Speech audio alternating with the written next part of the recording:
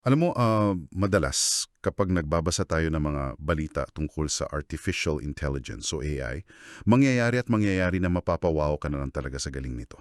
Oo, nakakamangha naman kasi talaga yung technology ngayon.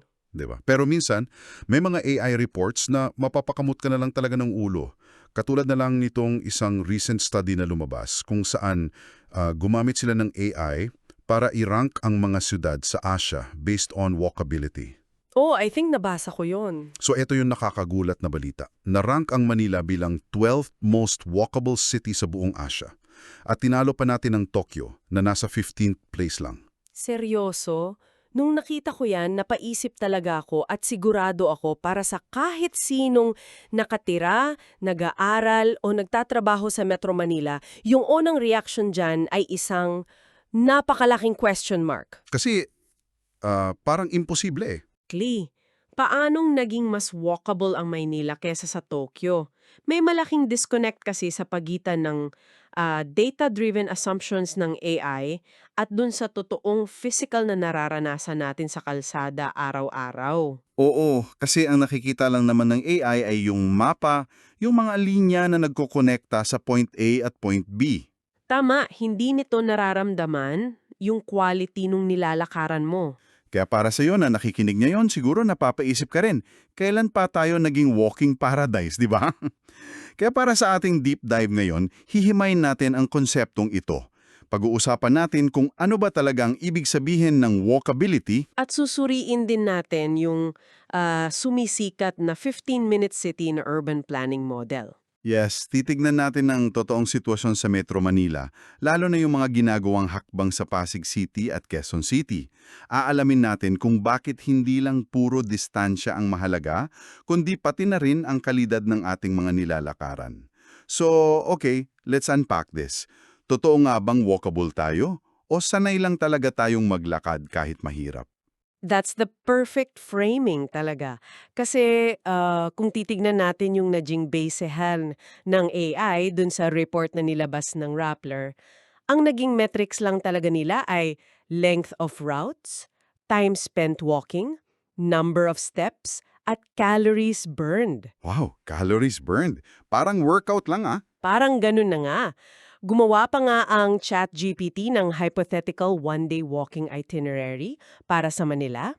Ang suggestion niya, mag-breakfast daw sa Makati, Okay, sige. tapos maglakad papuntang Intramuros, tapos tuloy daw sa National Museum, at mag-dinner sa Walled City. Wait lang, lalakarin mula Makati hanggang Intramuros?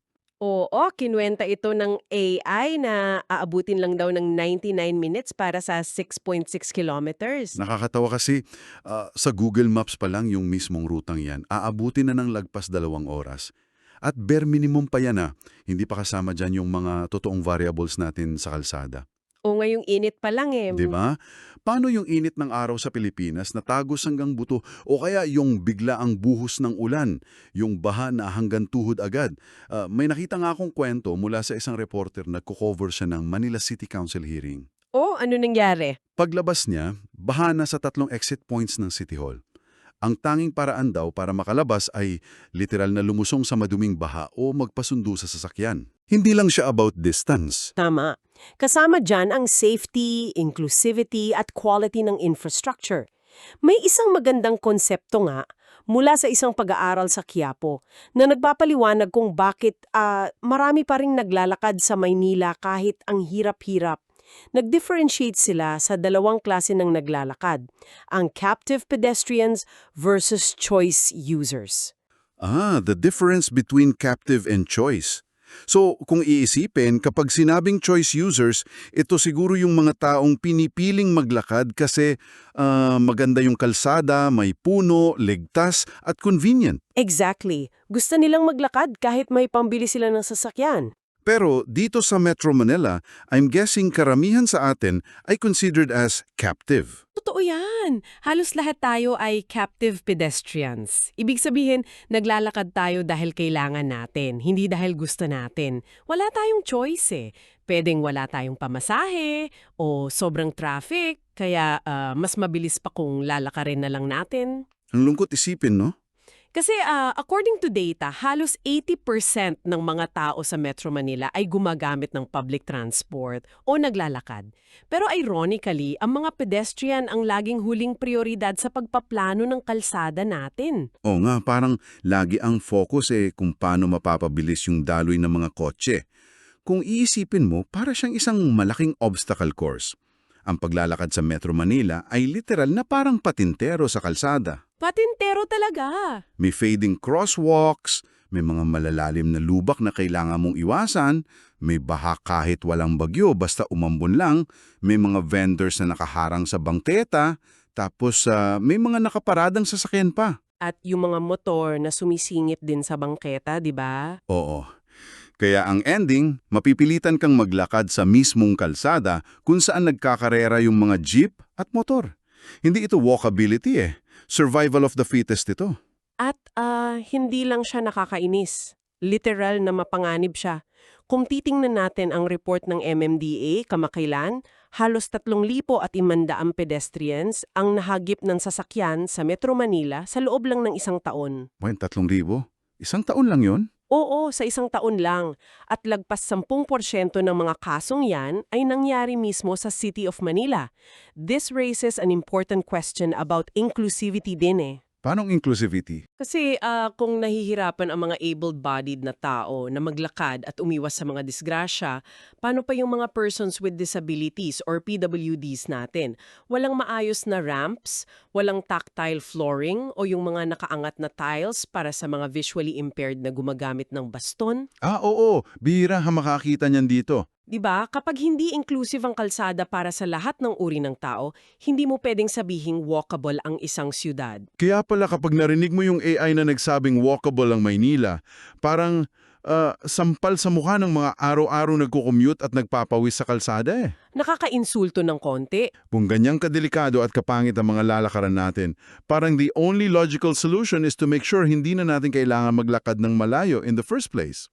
I know planners have been talking about this idea na paano kung lahat ng kailangan mo ay 15 minutes lang ang layo. Ang tinututoy mo ay yung 15-minute city concept. Ito ay unang ipinakilala ni Carlos Moreno, isa siyang scientist at smart city specialist. At naging sikat na sikat ito sa Paris sa ilalim ng kanilang mayor na si Anne Hidalgo. So, paano ba siya nagwo-work in practice? Ang core idea nito ay dapat ma-access ng bawat residente ang 6 na basic social functions sa loob ng 15 minutes walk o bike ride mula sa bahay nila. Okay, I imagine 15 minutes is a tight radius para sa isang tao. Ano ba yung mga considered na essentials na dapat pasok sa oras na yan?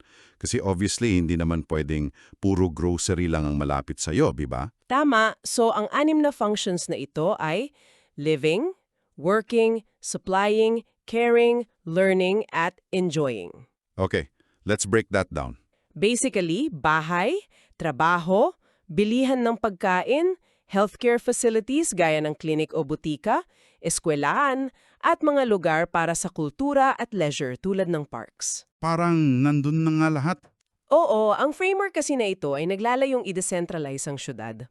Kapag lahat ng ito ay nasa paligid mo lang at hindi mo na kailangang sumakay ng kotse o bumiyahe ng malayo para lang bumili ng gamot o pumasok sa trabaho, tataas ang quality of life mo. At the same time, bababa ang carbon emissions ng buong syudad. Ang ganda pakinggan sa teorya, parang gusto ko ring tumira sa ganyang setup na lahat walking distance lang. Pero ang tanong, pwede ba yan mangyari dito sa Pilipinas na sobrang gulo ng mga kalsada? May hawak tayong study ngayon na ginawa mismo sa Pasig City kung saan ginawa nila ng index o score ang mga barangay para makita kung pasado ba sila dito sa model na ito. Oo, ito yung pag-aaral ni na Manigo at ng kanyang team. Gumawa sila ng 15-minute city index, so FMCI, at medyo nakakagulat ang naging resulta nila ha. O bakit?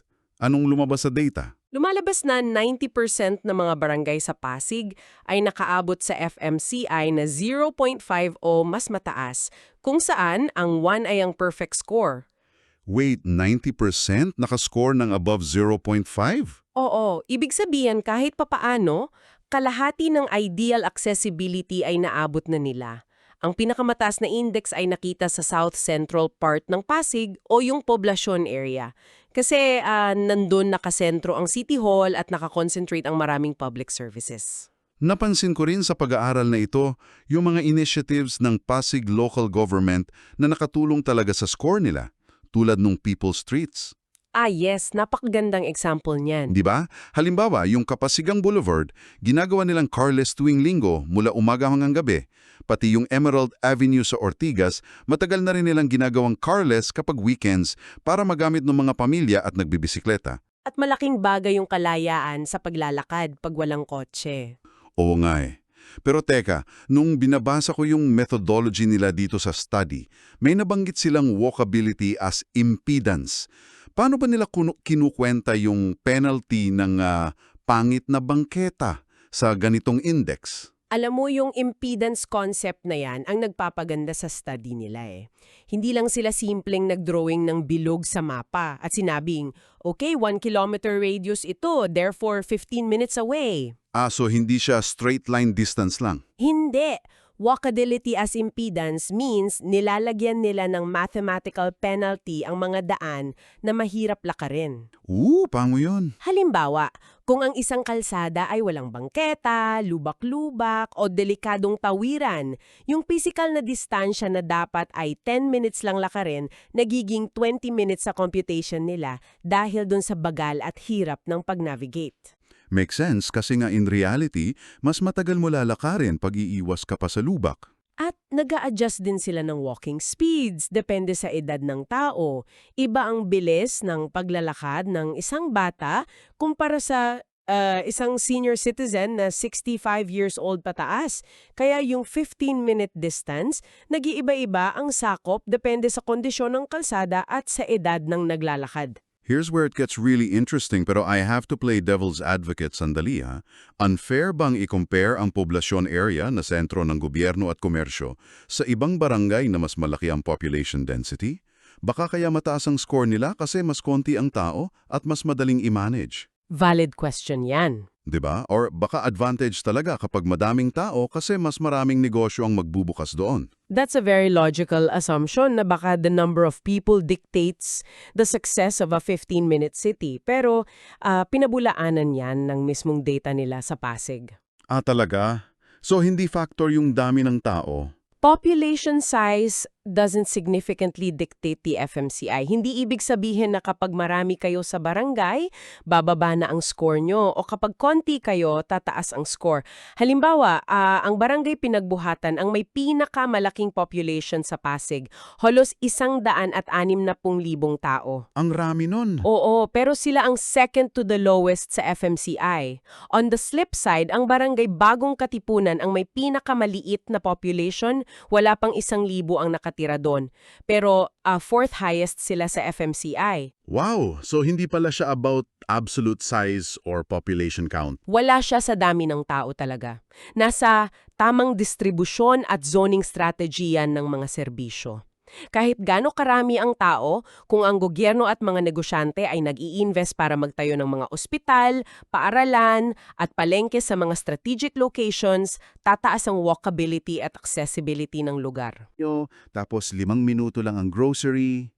Okay, ideal setup. Pero paano kung wala ka namang maayos na lalakaran? Is proximity enough? Para itong may paborito kang pagkain. Let's say isang sikat na paresan. Oy, masarap yan. Diba?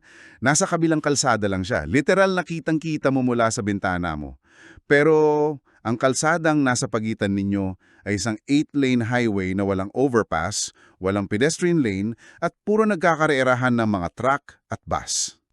Dyan papasok yung danger. Malapit nga, parang 10 steps away lang siguro in distance, pero parang nasa ibang bansa na rin dahil hindi mo siya mapuntahan ng ligtas. Yung paresan analogy mo perfectly captures what planners call the illusion of accessibility. At based on a study conducted in Bogota, Colombia, na bahagi ng ating mga sources, malinaw ang konklusyon. proximity is not enough. So balewala yung distansya. Ang pagiging malapit ng mga lugar ay balewala kung pangit ang quality ng pedestrian infrastructure. At nakita din natin ito sa resulta ng Pasig Study. Mababa ang correlation ng walkability score ng mismong mga bangketa sa kanilang FCMI. So what does that mean in reality? Meaning, pwedeng mataas ang 15-minute score mo on paper dahil malapit yung mga buildings, pero mababa pa rin ang totoong walkability dahil lubak-lubak at walang maayos na daanan papunta sa mga serbisyong yun. So proximity gets you the potential, pero quality infrastructure actually gets you there safely. At isa pang naiisip ko, hindi ba iba-iba rin ang priorities natin? Paano iba-iba? Kung ako ang tatanungin, gusto ko malapit ako sa kapehan at gym.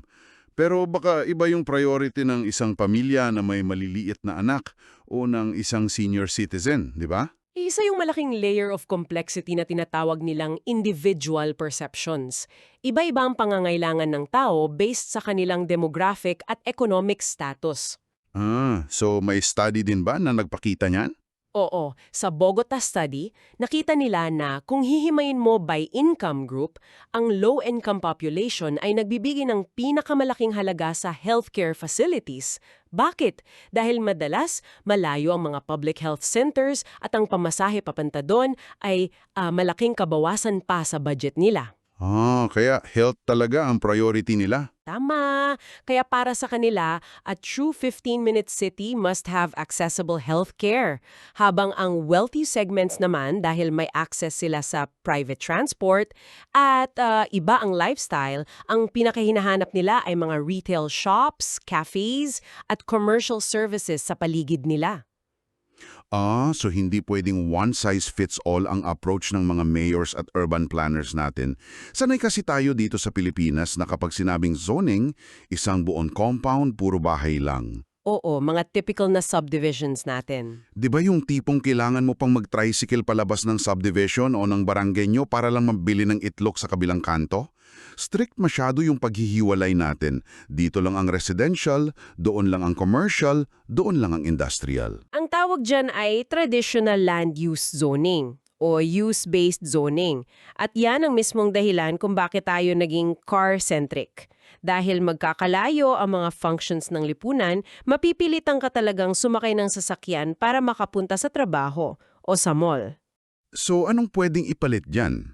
Ang nire-recommend ng mga modern urban planners ngayon para malunasan ito ay ang tinatawag na form-based coding. Form-based coding. Paano bang itsura niyan sa totoong buhay kumpara sa typical na subdivision natin? Imagine a street kung saan hindi lang puro bahay ang makikita mo. Sa form-based coding, ipupush ang mixed-use lands. Ibig sabihin, sa isang bloke ng mga building, pinapayagan na may mga apartments sa itaas, tapos sa ground floor, may maliit na grocery, may clinic, at may sari-sari store or kapehan. So nandun na agad lahat. Oo, nakakahati talagang mga serbisyo sa mismong loob ng komunidad. Hindi na nakahiwalay ang commercial district sa residential district. Kaya pantay-pantay ang access ng bawat demographic. Ito ang pinakadirektang solusyon para ma-decentralize ang syudad natin. Hearing all these concepts, ang sarap isipin na pwede pala nating ma-achieve yan kung ayusin lang ang polisiya, no? Pero bukod sa Pasig City na sinuri ng mabuti ng mga researchers, may iba pa bang local government units or LGUs na formal na umaaksyon tungkol dito? Marami nang gumagalaw ngayon eh. At isang magandang halimbawa dyan ay ang Quezon City. Sila ang unang siyudad sa bansa na formal na nag-explore ng 15-minute city concept. Nagsimula na silang imapa ang kanilang mga barangay gamit ang Centralized Geographic Information System o GIS. Para sa mga hindi masyadong techie, paano ba nagwo-work itong GIS mapping na ito? Meaning, hindi na lang ito simpleng drawing sa papel or static map, di ba? Tama, digital and dynamic na mapa ito. Ang GIS ay nag-aalaw sa mga planners na magpatong-patong ng iba't ibang data layers. Isang layer para sa location ng mga ospital, isang layer para sa mga eskwelahan, isang layer para sa mga bahaing kalsada, at isa pa para sa population density. So nakikita nila yung buong picture in one place. Exactly. Kapag pinagsama-sama mo yan sa isang digital platform, makikita in real time ng gobyerno kung aling mga barangay ang may blind spots, yung tipong ang layo-layo ng pinakamalapit na health center para sa libu-libong tao. Ang goal ng Quezon City dito, hindi lang para sa convenience, kundi para makatulong sa kalikasan. Gusto nilang bawasan ang car emissions para ma-reach ang carbon neutrality by 2050. Carbon neutrality by 2050? That's a massive goal para sa isang syudad na kasing laki at kasing gulo ng QC, ha? Ang ganda ng pananaw nila na hindi lang ito tungkol sa traffic management, kundi konektado talaga siya sa climate change. Connected talaga siya at bahagi ito ng mas malaking galaw na tinatawag na Philippine New Urban Agenda.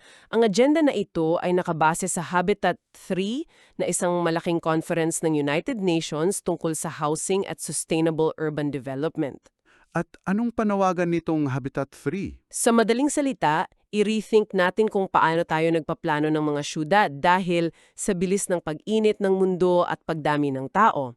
Kasama sa Philippine New Urban Agenda ang pamumuhunan sa ating kabataan, yung tinatawag na youth dividend, para siguraduhin ang mga susunod na henerasyon ay may maayos na syudad na mamanahin. At kasama din dito ang pag-integrate ng climate change adaptation at disaster risk reduction sa urban planning. Kaya pala natin binanggit kanina yung storya ng matinding baha sa Manila City Hall. Kasi hindi mo pwedeng ihiwalay ang usaping walkability sa disaster risk reduction, di ba? Totoong-totoo yan. Kung ang lalakaran mo ay laging baha tuwing uulan dahil sa climate change, useless din ang pagiging 15 minutes away ng ospital dahil hindi mo rin naman siya mapupuntahan. At dyan papasok ang value ng 15-minute city bilang direktang solusyon. Kapag mas madaling maglakad at magbisikleta, dahil malapit lang ang lahat, gagamit tayo ng mas konting sasakyan. Less cars means less pollution, which fights climate change directly. It's all connected pala talaga. Oo, at kung mas maayos ang zoning, halimbawa, hindi tayo nagtatayo ng mga residential areas sa mga flood-prone zones at naglalagay tayo ng mga parks at green spaces na humihigop ng tubig ulan, mas nagiging resilient ang community natin. Ang ganda ng framework na ito. Pero para sa akin, ang pinaka-crucial na tanong ay kung paano ito i-execute sa ground level. Paano malalaman ng mga opisyal sa City Hall kung ano talaga ang kailangan sa isang partikular na kanto o sa isang masikip na eskinita? Kailangang bumaba sila sa ground at makinig. Nakita ko nga sa ating sources yung ginawang mapping workshops ng Asian Development Bank o ADB sa Ortigas.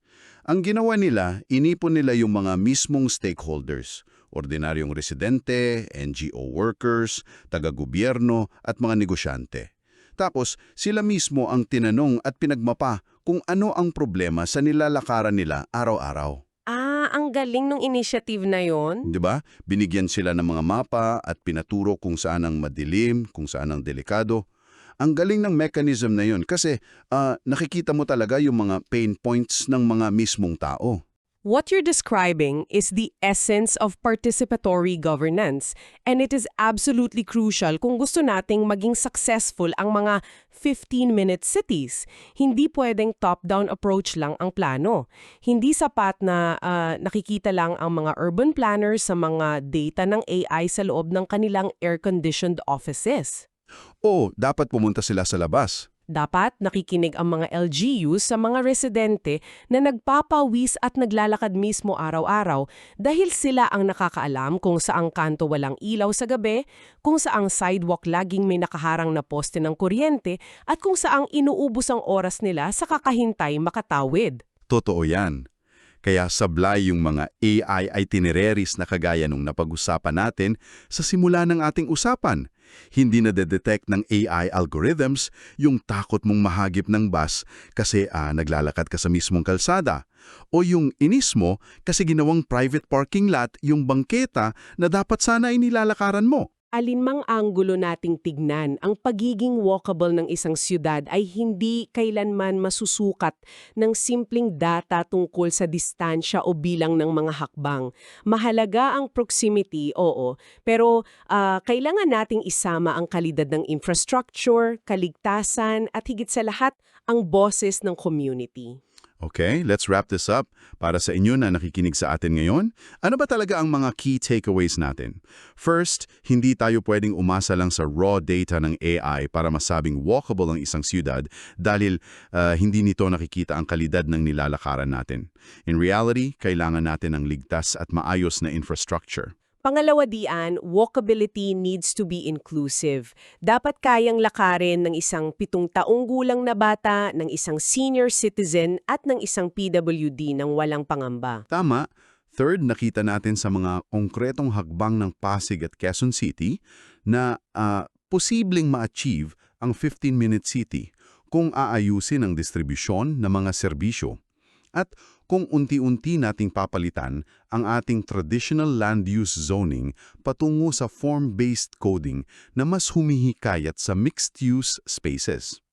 Ang ultimate goal natin ay sana, sa hinaharap, tayong lahat ay maging choice walkers at hindi na mga captive pedestrians. Maglakad tayo dahil masarap maglakad, hindi dahil napipilitan lang tayo. It's about fundamentally rethinking our spaces to give the city back to the people and making everyday life more humane. Ganda niyan! Bago tayo magpaalam, gusto kong mag-iwan ng isang malalim na kaisipan para sa inyong lahat na nakikinig ngayon. Pag-isipan niyo ito ha.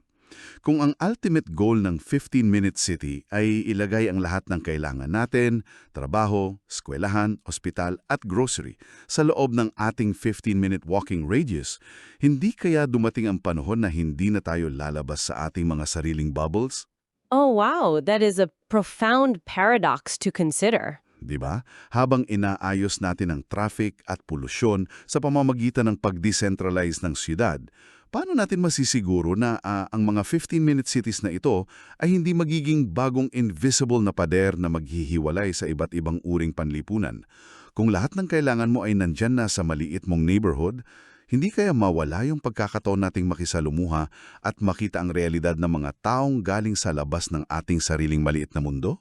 Think about it. Talagang mapapaisip ka kung paano ibabalayin si yun eh. Kaya sa susunod na lumabas ka at maglakad at madiskubre mo kung walkable nga ba talaga ang kalsada ninyo o isa na naman itong patintero sa kalsada na kailangan mong i-survive, tandaan mo na ang bawat hakbang mo ay hindi lang tungkol sa pagpunta mula point A to point B, bahagi ito ng mas malaking kwento at disenyo ng ating syudad. Hanggat sa susunod nating paghihimay, keep questioning, keep learning, and stay curious.